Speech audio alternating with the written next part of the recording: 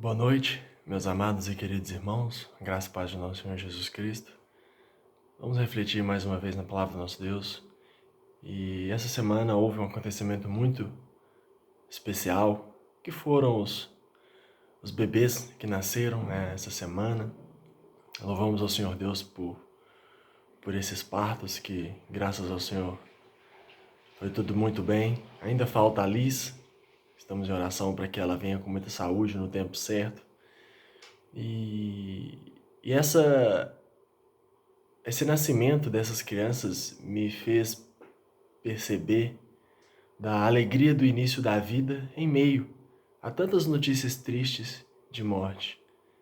Esses nascimentos me lembraram que Deus, o nosso Senhor, é bom, Deus é bom o tempo todo e sempre nos dá esperanças nele, mesmo em meio ao caos. Foi bom ver minha sobrinha chorando,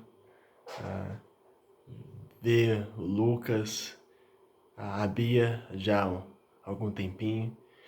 E que Deus abençoe esses pais, Deus abençoe essas crianças. E é bom, apesar de não poder cheirar o pezinho, de não poder pegar no colo por enquanto, mas muito em breve nós vamos fazer isso. Mas eu vi um brilho da majestade, da grandeza de Deus em meio a notícias ruins, né? E se Deus abençoar, ainda virão mais bebês, ainda no final desse ano e nos próximos anos. E essa oportunidade da vida em meio ao caos, à angústia, às dificuldades, é o que nos faz permanecer firmes no Senhor, né? Nós celebramos a ressurreição de nosso Senhor Jesus Cristo no domingo passado, onde o que parecia ser apenas dor, sofrimento, angústia, morte, desesperança, ao terceiro dia se transformou em glória, em ressurreição e salvação para todos aqueles que creem na mensagem da cruz de nosso Senhor Jesus Cristo. Então, irmãos, apesar das lutas e das dificuldades, nós temos vários, enormes motivos para nos regozijarmos no Senhor, nosso Deus. E eu queria trazer uma reflexão no livro de 1 Samuel, capítulo 1, versículos 9 a 14, uma passagem veterotestamentária bem conhecida, que é a história de Ana no templo em oração.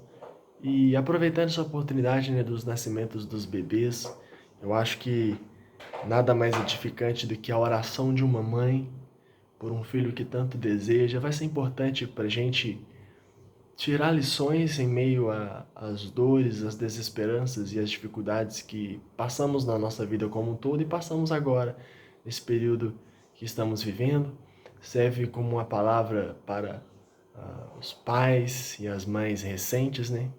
E também para os pais e mães mais de idade, mais com seus filhos maiores, mas serve também para todo mundo. E aí nós vamos ver algumas lições importantes sobre isso. O texto, 1 Samuel, capítulo 1, versículos 9 a 14, diz o seguinte: Após terem comido e bebido em Siló, estando Eli, o sacerdote, assentado numa cadeira junto a um pilar do templo do Senhor, levantou-se Ana e, com amargura de alma, orou ao Senhor e chorou abundantemente. E fez um voto dizendo: Senhor dos exércitos, se benignamente atentares para a aflição da tua serva, e de mim te lembrares, e da tua serva te não esqueceres, e lhe deres um filho varão, ao Senhor o darei por todos os dias da sua vida, e sobre a sua cabeça não passará navalha. Versículo 12. Demorando-se ela no orar perante o Senhor, passou Eli a observar-lhe o movimento dos lábios, porquanto Ana só no coração falava, seus lábios se moviam, porém não se lhe ouvia voz nenhuma. Por isso Eli a teve por embriagada. E lhe disse: Até quando estarás tu embriagada? Aparta de ti esse vinho. Oremos mais uma vez. Pai, obrigado pela graça e pela misericórdia do Senhor. Obrigado, Deus, por essa noite na tua presença. Fale conosco, Deus, através dessa tua palavra, através dessa tua mensagem, desses versos, dessa história de Ana. E que o teu nome seja glorificado em nossas vidas, Senhor Deus. Muito obrigado por tudo que o Senhor tem feito em nós e através de nós. E consagramos nossas vidas em tuas mãos, Senhor Deus. Fale conosco, abençoe a tua igreja. Obrigado pelos bebês que nasceram, por aqueles que ainda virão. Abençoe seus pais. E que o teu nome seja glorificado em nossas vidas e através delas, Senhor. Em nome de Jesus, obrigado. Amém.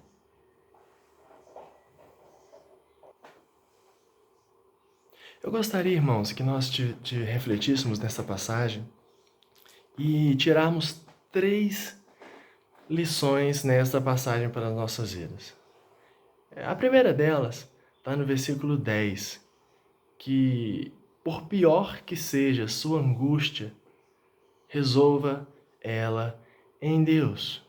Várias são as angústias que nós passamos em nossa vida. Momentos de dores, momentos de frustração, sonhos e desejos que nós queremos. E a gente precisa confiar no nosso Senhor Deus e depositar nele, né, as nossas esperanças. Ana, aqui nessa passagem, ela estava num dos piores momentos da vida dela. Profundamente angustiada. Versículo 10 diz: levantou-se Ana e com amargura de alma orou ao Senhor e chorou abundantemente. Talvez você já se viu nessa situação. Talvez você já esteve diante de Deus com amargura de alma e chorando abundantemente, orando a Deus, irmãos. A Ana, no caso da passagem, sofrendo preconceito em casa, né? Com a sua rival. Se você ler os versículos anteriores, você vai perceber a dificuldade que ela passava em casa, mesmo sendo bastante amada pelo seu esposo.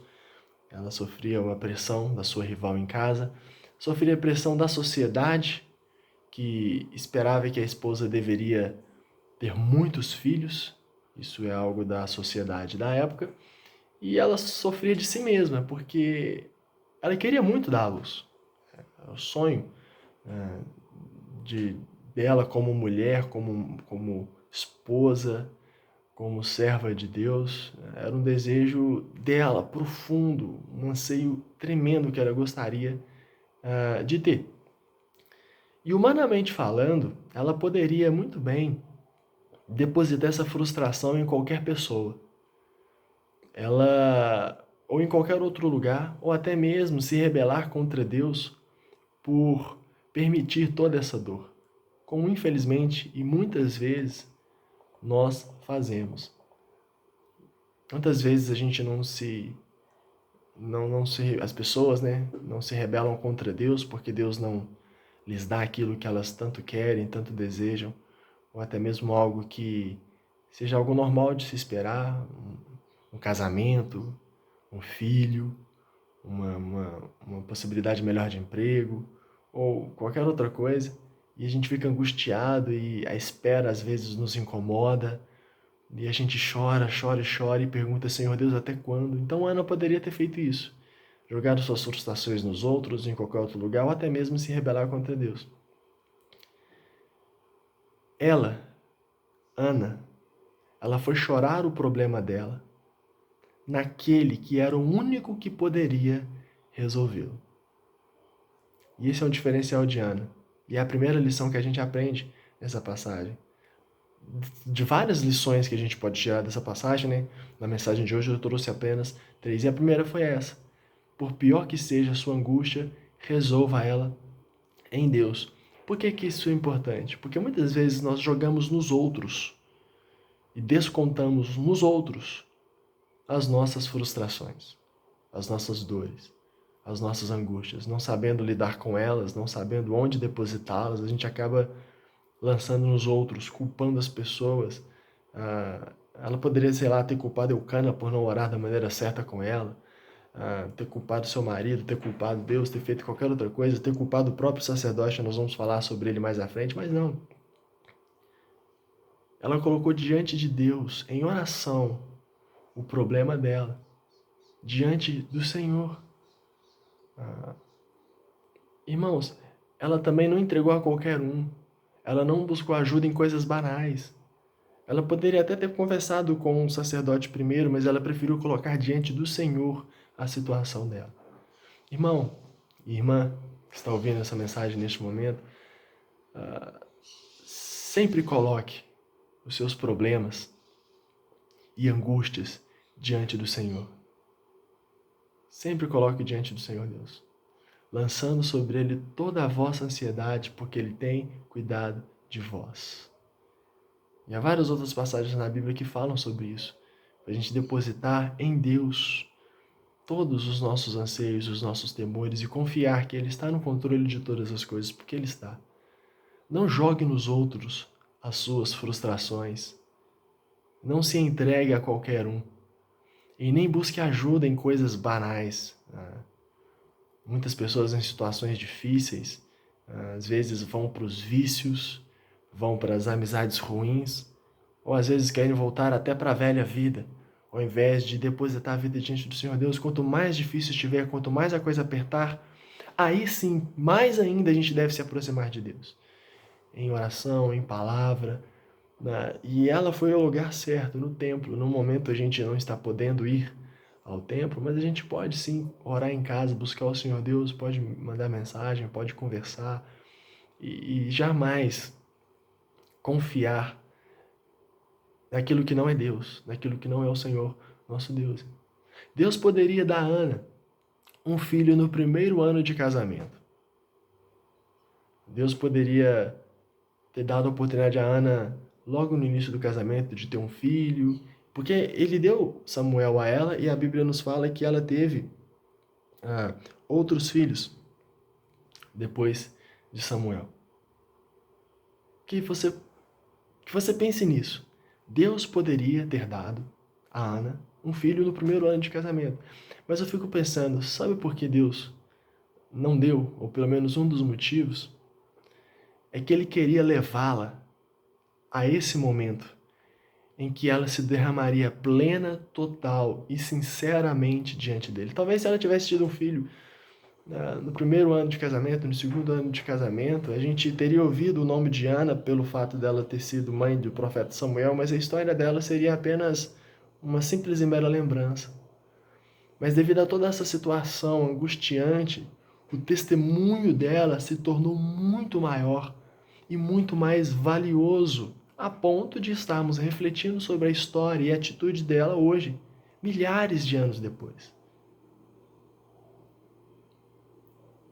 Olha, irmão, irmã, pense bastante nisso. As dores e os sofrimentos, como a gente viu no devocional de quarta-feira, no grupo de oração, que eu mandei para os irmãos no grupo, Spurgeon diz, Charles Spurgeon, grande pastor batista de décadas atrás, ele diz que o sofrimento é a oficina de Deus, onde Deus trabalha em nossas vidas, onde Deus nos molda, forma o nosso caráter e potencializa o nosso testemunho. Deixe Deus te conduzir aonde Ele quiser e da forma que Ele quiser. Sempre Ele tem o melhor para nós. E mais do que isso, Ele tem o melhor através de nós. Ana não somente experimentou o melhor de Deus, que foi ser mãe de um profeta, mas ela teve a oportunidade de ter a sua própria vida falando conosco. Não foi apenas o filho dela que foi usado por Deus para falar com o povo de Israel do passado e falar conosco hoje em dia. A própria história de Ana nos é importante. Então, os frutos que vamos dar são extremamente importantes. Mas a nossa vida como um todo é importante. Então, deixe Deus trabalhar em você através de você da maneira que Ele julgar melhor. Glória a Deus por isso, por saber que Deus usa inclusive as circunstâncias angustiantes para nos fazer crescer e nos aproximar dEle. Deixe Deus te conduzir onde Ele quiser e da forma que Ele quiser. Sempre tem o melhor para mim, para você, para nós. Essa é a primeira lição. Por pior que seja a sua angústia, resolva ela em Deus. Amém? A segunda lição está no versículo 11, é consagre o seu melhor e o que você mais ama a Deus. Essa é uma das principais lições da história de Ana, pois ela consagrou antes mesmo de nascer o filho dela ao Senhor Deus. E fez um voto, versículo 11, dizendo: Senhor dos exércitos, se benignamente atentares para a aflição da tua serva, e de mim te lembrares, e da tua serva não te esqueceres, e lhe deres um filho varão, ao Senhor o darei por todos os dias da sua vida, e sobre a sua cabeça não passará navalha. Ela fez um voto para ela, um voto para o seu filho. É uma exceção no Antigo Testamento. Eu já vi pessoas fazendo votos por outras pessoas, e isso é extremamente complicado. A gente tem na nossa página do Instagram, a gente posta alguns materiais sobre essa questão de voto. Se alguém quiser, se alguém se interessar e quiser me perguntar, depois inbox, né, no WhatsApp eu posso mandar para vocês.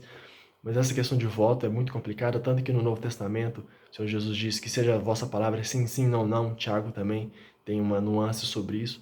O mais importante é a gente ter compromisso com Deus em todas as circunstâncias.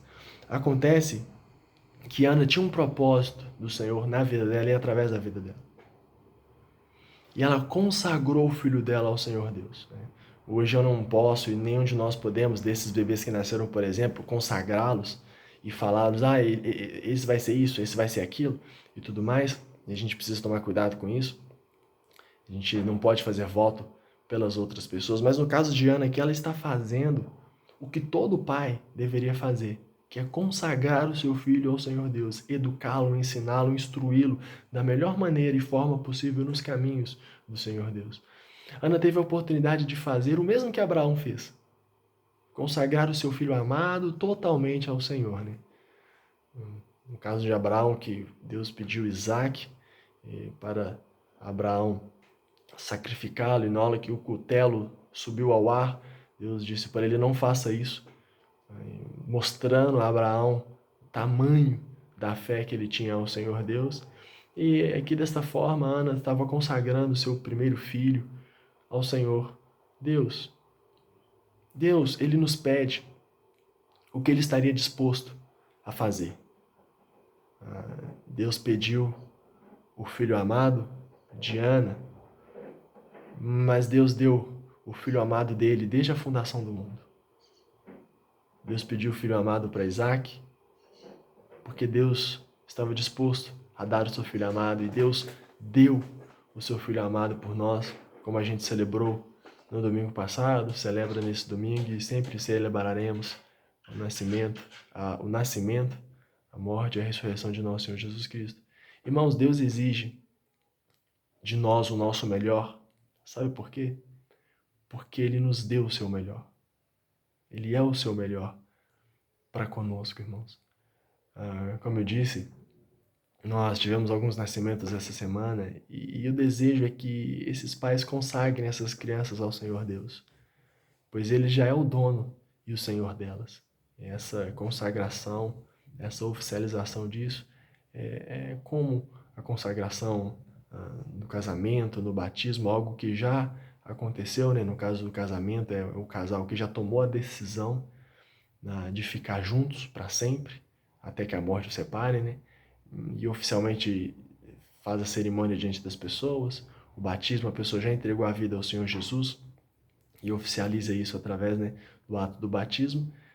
E o ato do pai e a mãe pegar a criança e consagrar a Deus, e também, quando a gente puder, apresentá-las na igreja, é uma oficialização dizendo para todo mundo: olha, esse filho será criado e educado para a honra e glória do Senhor Deus. Imagine como não seria a sociedade diferente se os pais fizessem verdadeiramente isso, ao invés de criarem os seus filhos para si mesmos. Deus, Ele não quer que dediquemos a Ele somente os nossos filhos, porque tudo já é dele. Ele já é o Senhor de todas as coisas. Ele quer que desistamos de tentar viver para nós mesmos e que passemos a viver verdadeiramente para Ele, irmãos. Então, dessa segunda lição, consagre o seu melhor e o que você mais ama a Deus. Tudo, obviamente tudo, mas existem algumas coisas que nós temos muito apreço, muito amor, que a gente quer segurar. Na própria questão de filhos, eu já vi muitos pais, muitas mães privando seus filhos de algumas coisas, talvez até mesmo das coisas de Deus, com medo. Já parou para pensar se o seu filho tiver o chamado de ser um missionário, tiver que sofrer na obra? Sua filha ser esposa de um missionário? A gente sempre tem aqueles sonhos, né? Eu já falei isso várias vezes, um médico, um advogado, uma função importante, como se as outras profissões e funções fossem menos nobres, o que não são.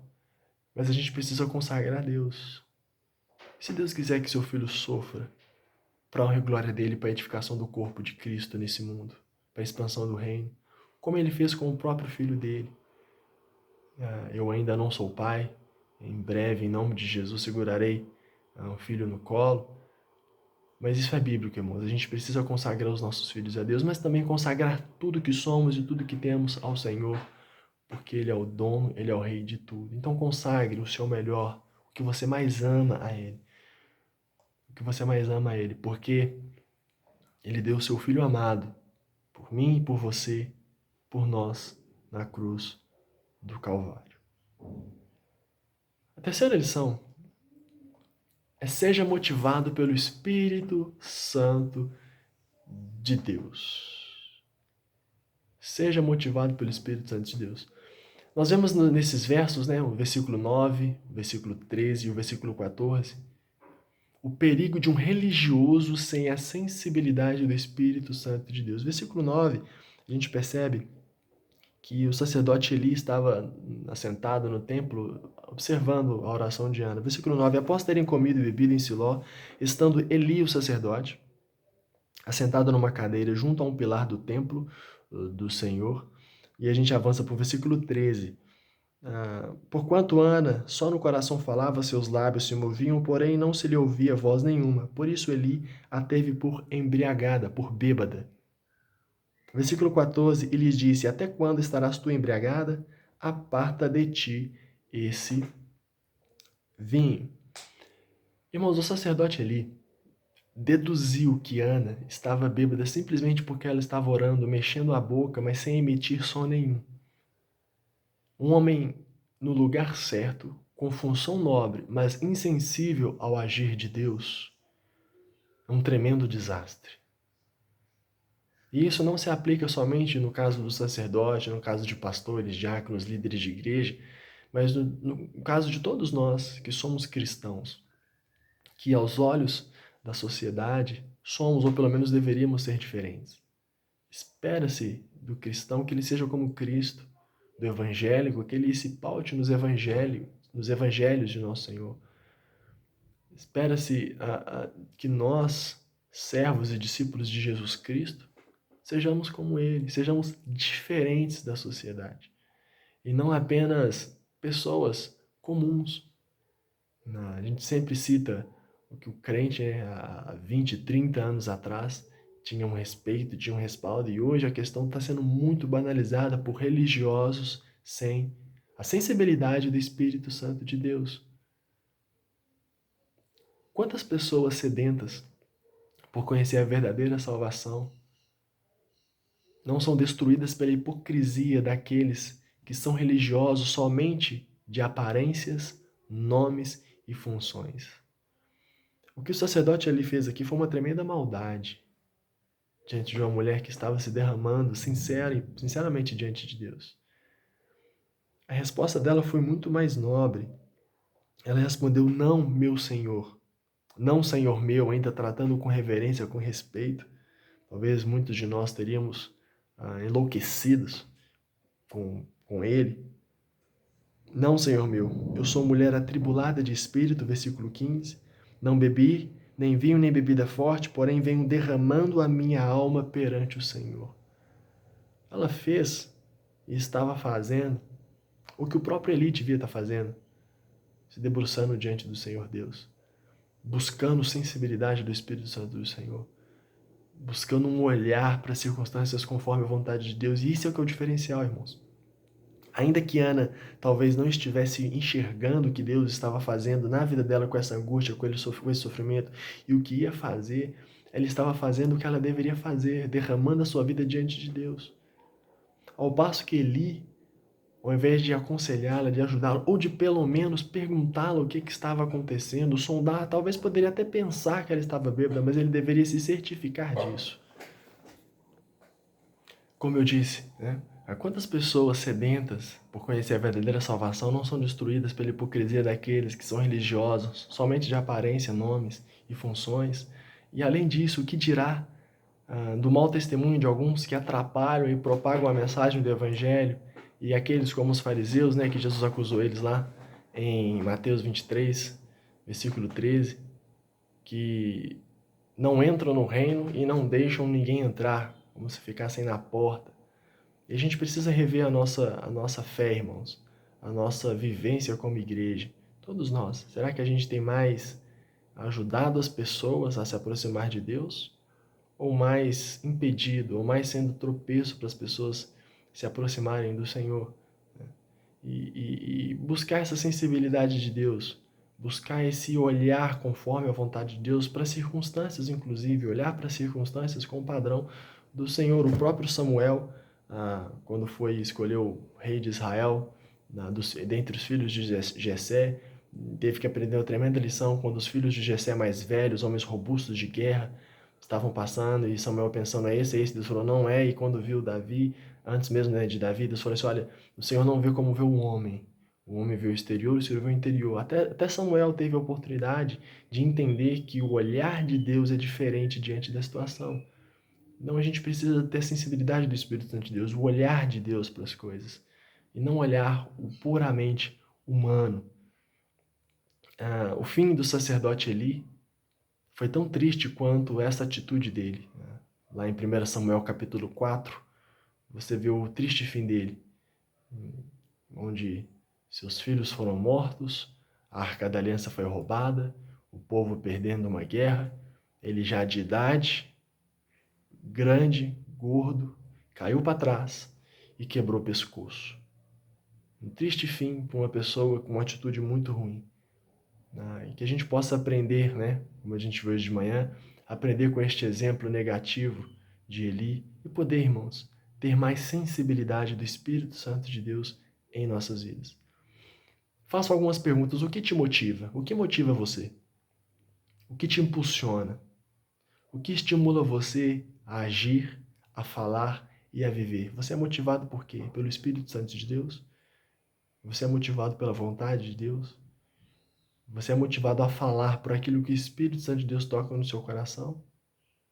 Irmão, irmã, que você não seja motivado por achismos, por ideologias, por medo, carência, avareza, sonhos pessoais ou qualquer outra coisa. Não seja motivado, impulsionado, levado por essas coisas, mas seja motivado, guiado, impulsionado pelo Espírito Santo de Deus, irmãos. Amém? Que você seja motivado, impulsionado, estimulado pelo Espírito Santo de Deus, volto a repetir, tanto no agir, quanto no falar e no viver de um modo geral. Para a gente concluir, Diana veio um dos maiores profetas de Israel no Antigo Testamento. 2 livros na Bíblia levam o nome dele, 1 e 2 Samuel. E ele foi o precursor, ele foi o profeta que ungiu o rei Davi, cuja linhagem veio o nosso Senhor Jesus Cristo. Então a gente percebe os frutos da paciência, da perseverança, do clamor, da submissão e da servidão de Ana. Não somente através do fruto do ventre dela, que foi Samuel, mas através da própria história de vida dela.